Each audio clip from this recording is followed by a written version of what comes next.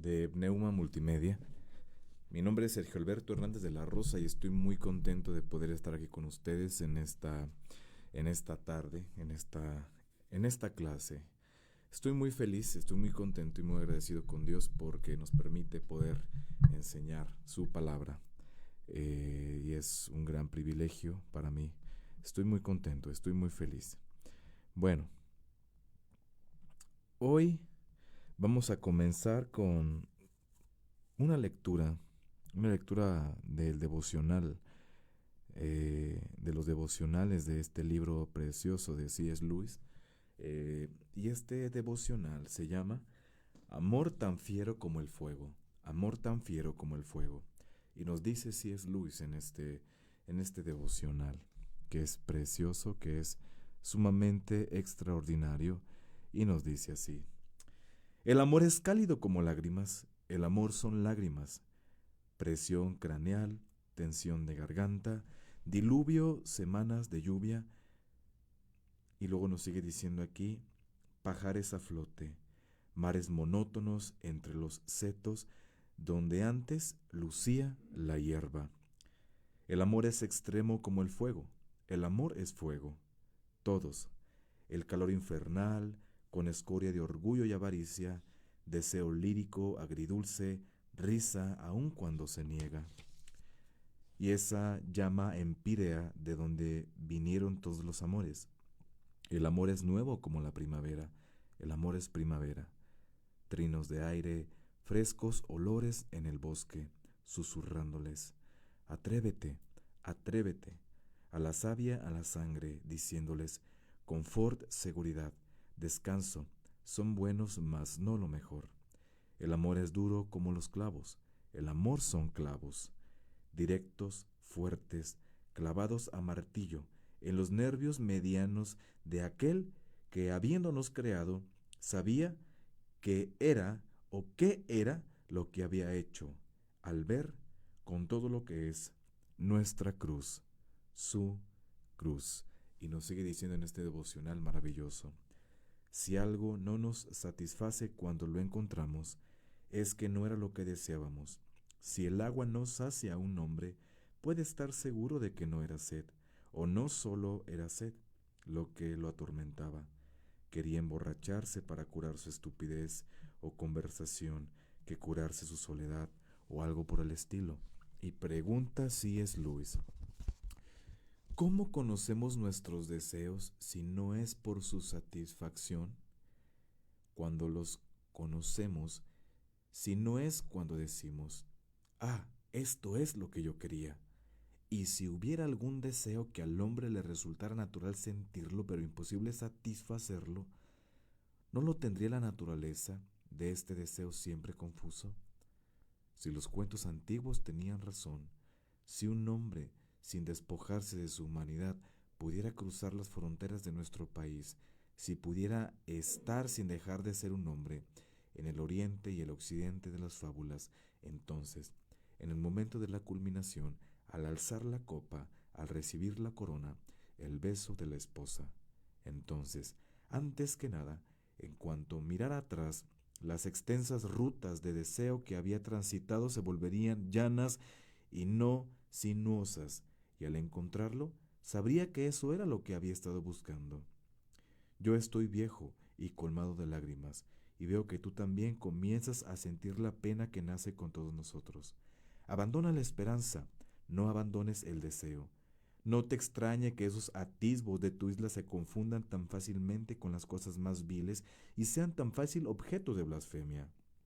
Por encima de todo, no trates de guardarlos, no intentes revisar el mismo lugar ni el momento en que se te concedió la visión. Pagarás el castigo de todos los que quisieron aferrarse a un lugar o momento dentro de nuestro país, que nuestro país no puede contener. ¿No has oído hablar de los responsables del pecado de idolatría y de cómo en sus antiguas crónicas el maná se agusanaba si alguien trataba de hacer acopio de él? No seas avaricioso, no seas avaricioso, no te apasiones, solo conseguirás aplastar hasta la muerte en tu pecho con tus manos candentes y ásperas el objeto de tu amor. Pero si osas ceder a la duda de si aquello que anhelas es algo real, recuerda que tu propia experiencia te lo ha enseñado. Piensa que se trata de un sentimiento y al fin y al cabo el sentimiento no tiene valor. Mantente alerta en tu mente, vigila ese sentimiento y hallarás. ¿Cómo decirlo? Un alboroto en el corazón, una imagen en la cabeza, un sollozo en la garganta. ¿Y eso era tu deseo? Sabes que no, y que ningún sentimiento te saciará. Que el sentimiento, por mucho que lo sofistiques, no es más que un demandante falso, tan falso como la zafia lujuria de las que habla el gigante. Llegamos pues a la conclusión de,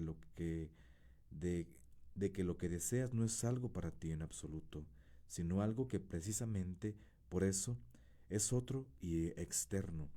Saber eso te hará más tolerable la realidad de que no puedes alcanzarlo, de que eso que debería ser un bien tan inmenso que cuanto recuerdes que existe se te olvidará lamentarte de que no puedes tenerlo. No todo lo que pudieras tener estaría tan por debajo de esto, que su disfrute, y sería incalculablemente inferior a la mera hambre de ello. Querer es mejor que tener. La gloria de cualquier mundo en el que puedas vivir es al final siempre apariencia, pero como dijo uno de mis hijos, eso hace que el mundo sea más glorioso. Mero cristianismo, por sí es, perdón, es este capítulo, perdón, no es mero cristianismo. Este capítulo se llama El regreso del peregrino, por C.S. Lewis.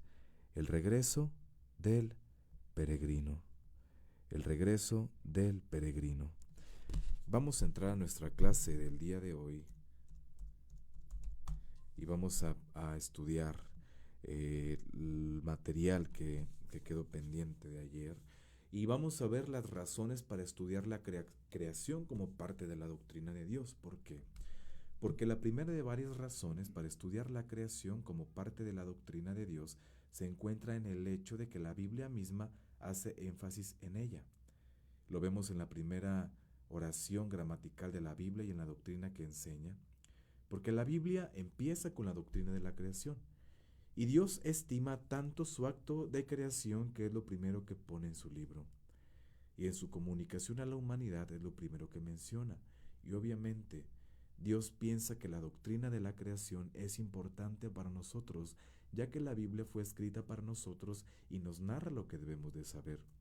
Por ejemplo, en el prólogo del Evangelio de Juan y en muchos otros textos del Nuevo Testamento, Jesús, el mediador, es identificado como activo en la creación.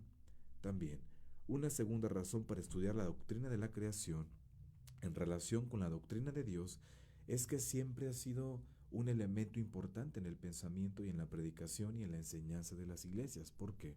Porque los cristianos, a través de la historia, han hecho de esta doctrina una parte esencial de su pensamiento, porque la creación es un elemento esencial de la cosmovisión cristiana. Por ejemplo, el credo de los apóstoles es prueba de ello, ya que parte de su primera afirmación tiene que ver con la identificación de Dios como el creador. En tercer lugar, podemos decir que un entendimiento de la doctrina de Dios creador es esencial para entender correctamente muchas otras doctrinas bíblicas que son muy importantes. Por ejemplo, la doctrina del hombre, la antropología bíblica, por ejemplo, depende de la doctrina de Dios creador. Y para entender lo que el hombre es, tenemos que saber que es un ser creado, que no emanó de Dios como una extensión de Dios, sino distinto de Dios, como un ser aparte aunque creado. Por ejemplo, la doctrina de la providencia también depende de la doctrina del Dios creador. ¿Por qué? Porque aún nuestra doctrina de la salvación y la realidad de la cruz está relacionada con la doctrina del Dios creador. También la doctrina de la vida venidera también depende del correcto entendimiento de la doctrina de Dios, por ejemplo. Y de la misma manera, una cuarta razón para poder estudiar la doctrina bíblica de la creación es que nos ayuda a distinguir el cristianismo de otras religiones y filosofías. Y otra manera para decir lo mismo, pero con más énfasis, es que esta doctrina, la del Dios creador, nos ayuda a distinguir al Dios verdadero de otros dioses. Y algunas personas pudieran pensar que hay cierta semejanza entre el budismo o el hinduismo y el cristianismo, pero al considerar la doctrina del Dios creador, sabrán que la semejanza que piensan observar es un engaño. ¿Por qué? Porque la doctrina del Dios creador es en gran parte lo que hace al cristiano ser lo que es, ¿sí? Y es uno de sus aspectos mayores también. Una quinta razón para estudiar la creación en relación con el estudio de la naturaleza de Dios es que esta doctrina nos ayuda a entender la correcta relación entre el cristianismo y las ciencias, sobre todo las ciencias naturales. ¿Por qué? Porque el mundo incrédulo ha puesto como artículo de fe de su cosmovisión las distintas hipótesis y teorías de la evolución, y el cristianismo ha resistido todo esto, insistiendo que no hay procesos independientes de Dios que pudieran ser igualmente absolutos con Él. También, el cristianismo más bien insiste en que toda la naturaleza es creación de Dios, obedece sus leyes y cumple con sus propósitos. Y no nos corresponde a nosotros determinar aquí cuál es la mejor expresión de la relación de las doctrinas de la Biblia y las ciencias. Pero sí nos conviene notar que la doctrina del Dios creador tiene mucho que ver con ello.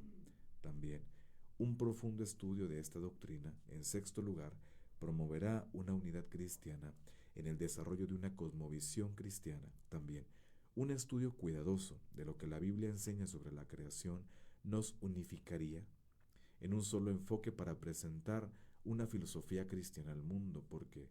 Porque algunas de las disputas internas del cristianismo tienen que ver con puntos de vista que toman la materia como absoluta y coeterna con Dios.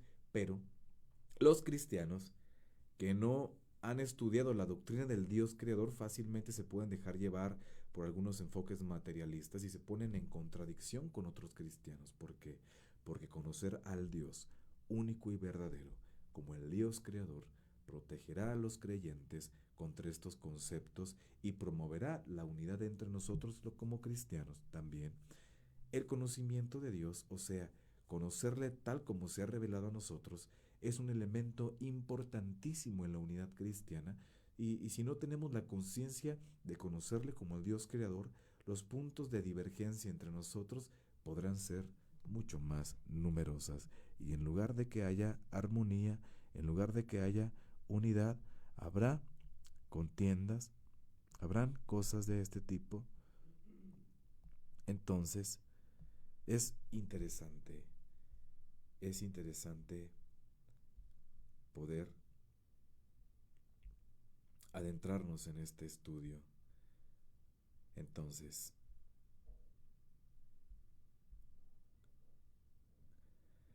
los elementos de la doctrina del Dios creador. Bueno, tenemos que iniciar nuestro estudio o nuestra clase también, esta clase del Dios creador, notando que Él es la fuente única y absoluta de todo lo que existe. Porque si no fuera por el uso del término nada, en la filosofía actual, en que se habla de la nada como si fuera algo, pudiéramos decir que Dios creó todo de la nada. Pero hoy en día comunicamos mejor si evitamos la palabra nada y decimos entonces que Dios hizo todo sin que hubiera alguna otra cosa preexistente. ¿Por qué? Porque Dios no necesitó materia ni material para hacer el mundo que existe, ni necesitó una idea previa, pues la misma idea del universo es el mundo. Entonces, la obra creadora de Dios es directa e inmediata, ¿sí? Dios no necesitó instrumentos ni colaboradores para crear el mundo, ni le fue necesario el tiempo para hacerlo. ¿Por qué? ¿Por qué Dios no necesitó de tiempo para hacerlo? Entendemos que el tiempo es una dimensión de la creación y no puede ser previo a la creación, porque el tiempo comenzó junto con la creación.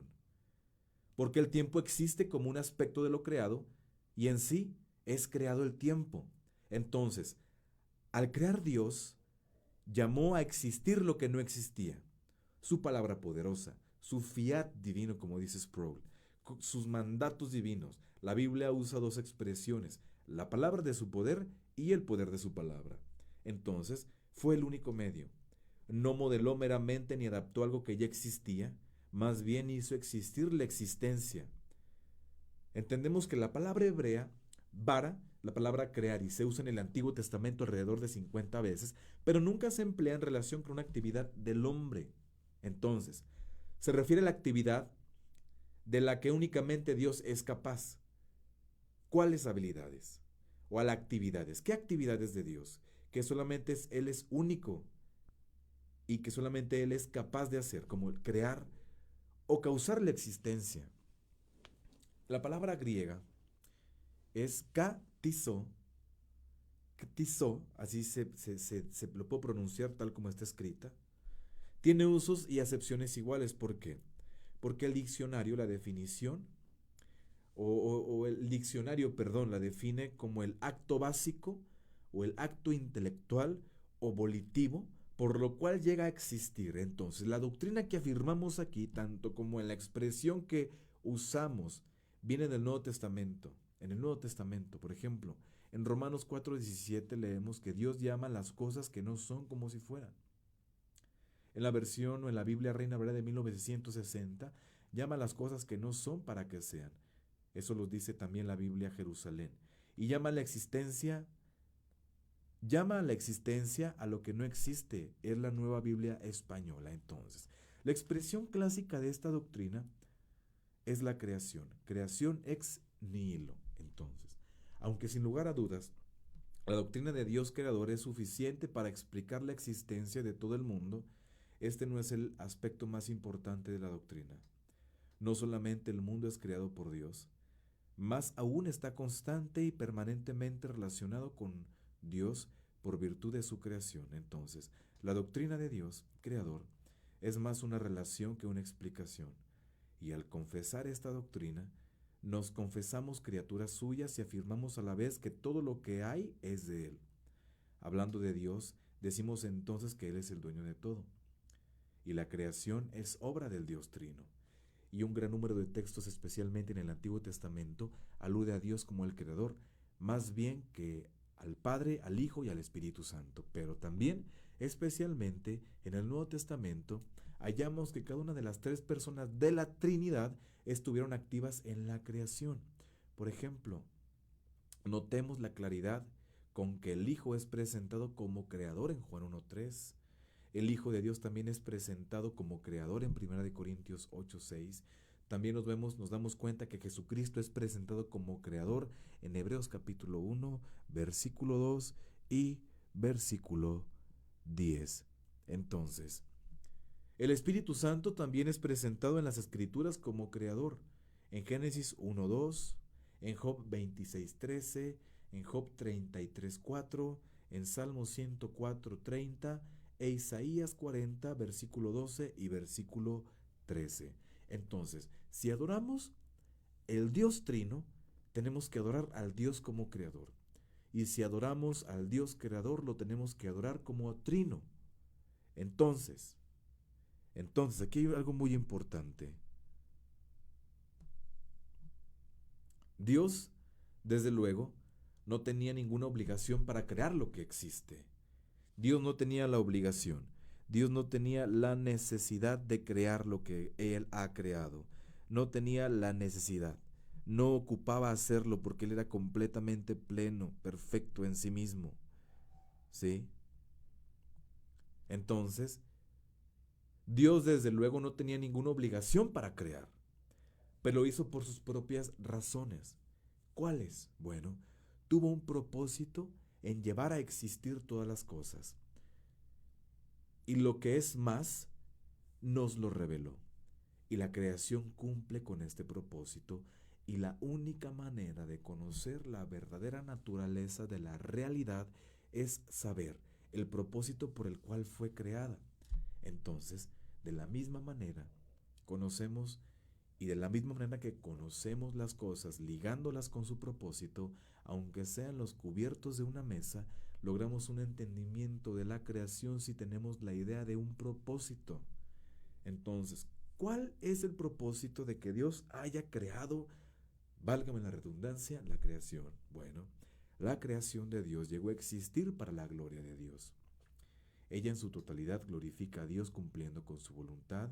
Aún las criaturas rebeldes a la larga tendrán que cumplir con los propósitos de Dios y de esta manera glorificar a Dios. Entonces, toda la creación glorifica a Dios cumpliendo con su voluntad, aunque algunas de sus criaturas lo hagan en contra de su propia voluntad, o mejor dicho, a pesar de su propia voluntad. Los ángeles caídos, por ejemplo. Y aquí hay un comentario.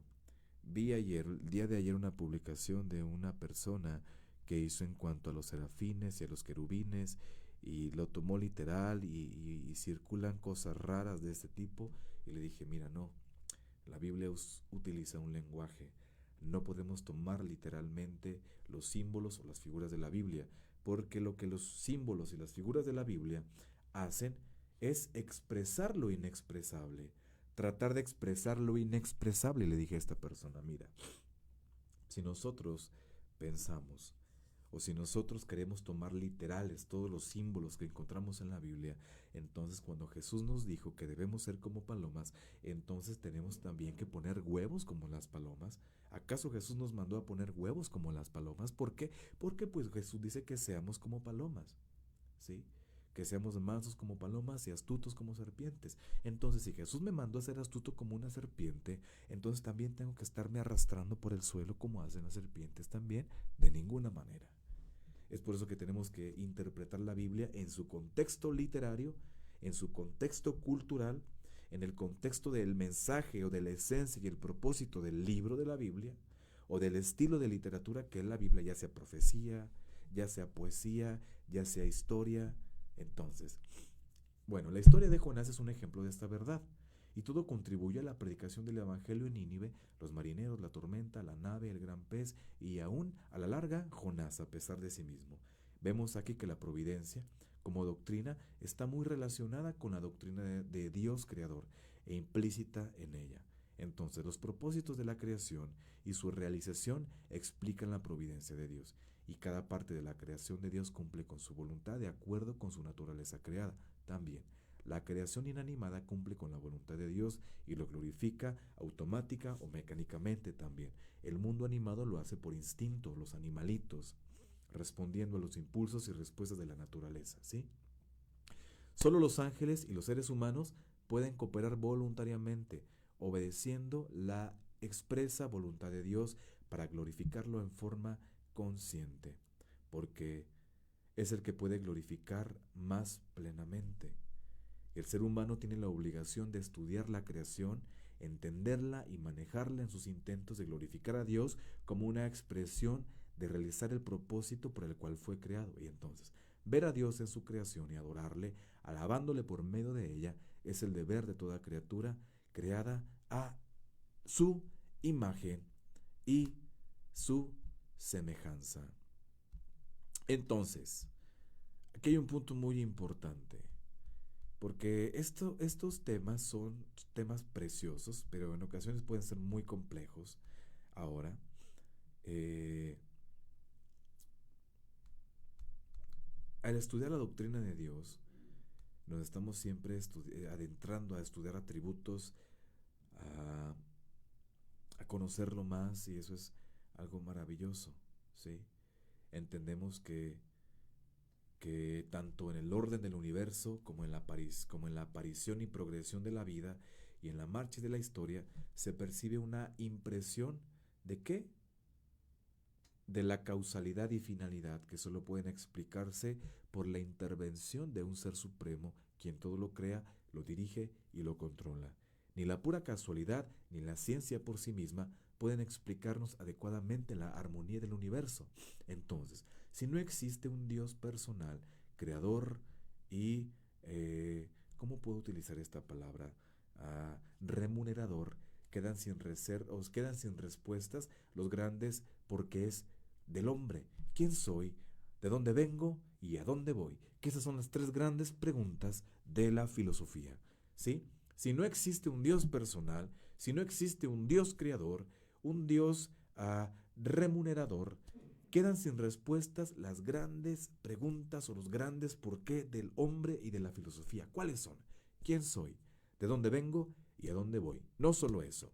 sino que el ser humano sería víctima de una frustración existencial, un engendro abortivo de una naturaleza que le negaría una satisfacción que concede al paquidermo y al insecto o al cetáceo y al infusorio. Entonces, entendemos aquí que en la doctrina del Dios creador hay una pregunta que surge. ¿Qué diremos de las pruebas racionales de la existencia de Dios? Bueno, 4 son los principales argumentos racionales que se han propuesto a lo largo de los siglos para demostrar la existencia del Dios creador.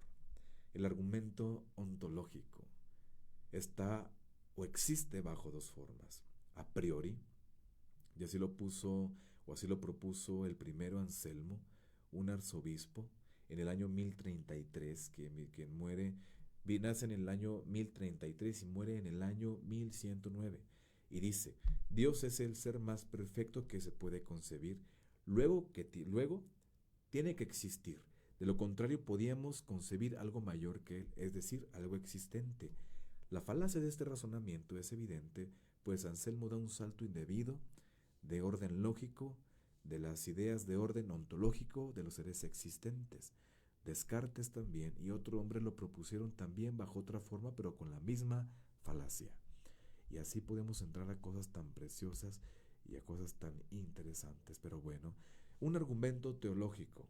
El argumento teológico es que el universo presenta una exquisita adaptación del sujeto al objeto, del órgano a la función, de los medios a los fines, etcétera, etcétera. Y esto supone la existencia de una inteligencia anterior y superior al mundo que haya programado dicha adaptación. De lo contrario, todo lo que existe sería producto del azar y a este argumento, pueden oponerse serias o 2 serias objeciones. Por ejemplo, La mencionada adaptación podría explicarse por un proceso evolutivo en que cada ser y su medio exterior obraran por interacción mutua en progresión dialéctica ascendente también. Los 2 factores condicionantes de dicha adaptación, que es la causalidad y finalidad, podrían explicarse por la existencia de una causa inmanente al mundo sin identificación posible con el del Dios de la Biblia. Así lo explicó otro autor. Entonces, un argumento psicológico. El argumento psicológico ¿de qué? Un argumento psicológico o pruebas racionales de la existencia de Dios. Bueno, el argumento psicológico es este. Es que la conciencia nos avisa de una ley moral común a todos los hombres, que se impone a cada individuo de la especie humana como una norma anterior y superior. Entonces, nosotros podemos leer Romanos capítulo 2, versículos 14 y 15. Y una ley de tal universalidad implica la existencia de un legislador supremo, anterior y superior a la especie humana. Entonces, los, fact los, uh, los fautores del psicoanálisis objetarán a este argumento que lo que la Biblia llama el testimonio de la conciencia no es otra cosa que una superestructura moral impuesta al yo desde fuera y constituida por el conjunto de normas religiosas, morales y sociales que configuran la conducta del hombre y presionan desde los estratos más profundos de nuestra psicología. Y eso es lo que Sigmund Freud, inventor del psicoanálisis, llamó el superyo. El argumento histórico. Un argumento histórico. Y aquí ya voy a ir cerrando esto.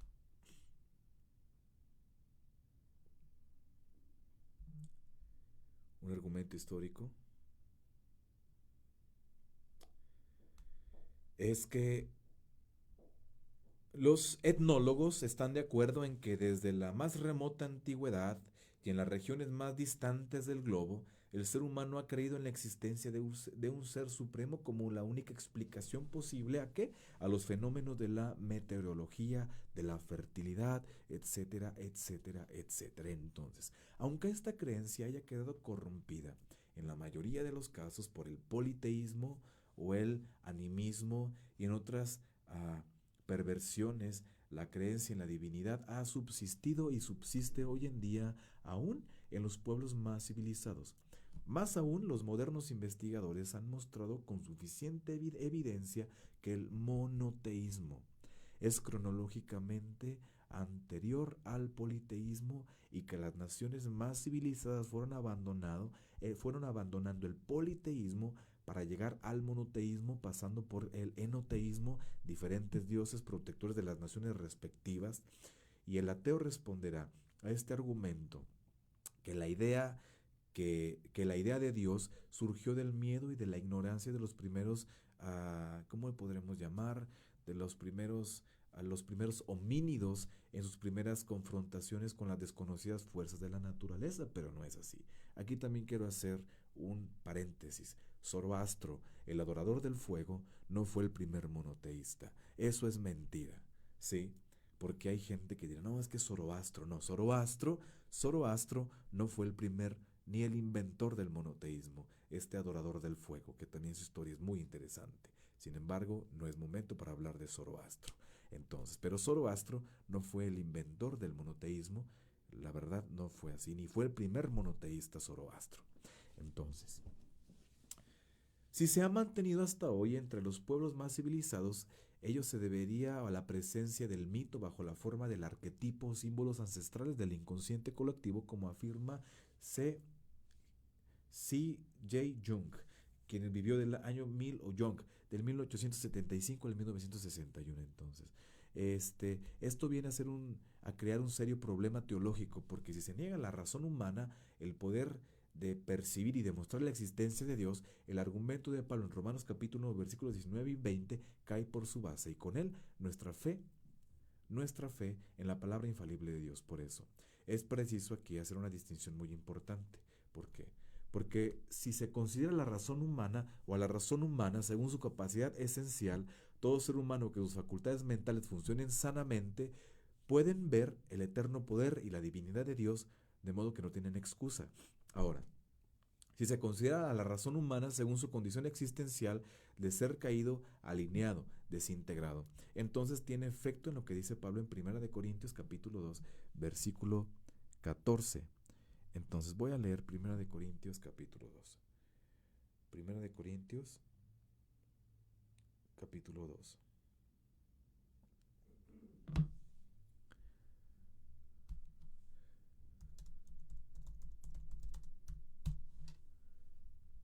Primera de Corintios capítulo 2, versículo 14, y nos dice así: pero el hombre natural no percibe las cosas que son del Espíritu de Dios, porque para él son una locura, y no las puede entender, porque se ha de discernir espiritualmente. Entonces, concluimos aquí este punto que es de suma importancia. Entonces, el conocimiento humano se da a dos niveles: el de la pura razón y el de la fe. Del primero al segundo hay un salto uh, cualitativo, no cuantitativo. Es decir, las cosas de Dios solo se pueden percibir cuando el Espíritu Santo ha comenzado con el corazón del hombre la obra de conversión, como quizás Jesús también advierte a Nicodemo.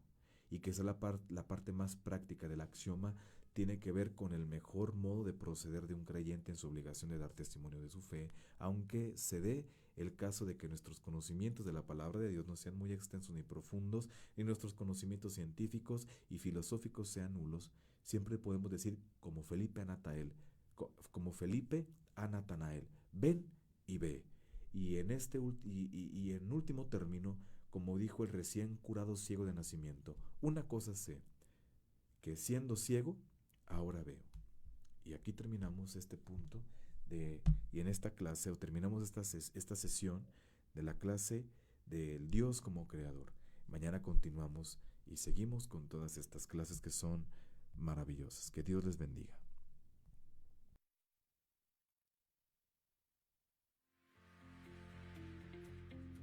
Comunícate con nosotros. Teléfono en cabina 844-696-8450.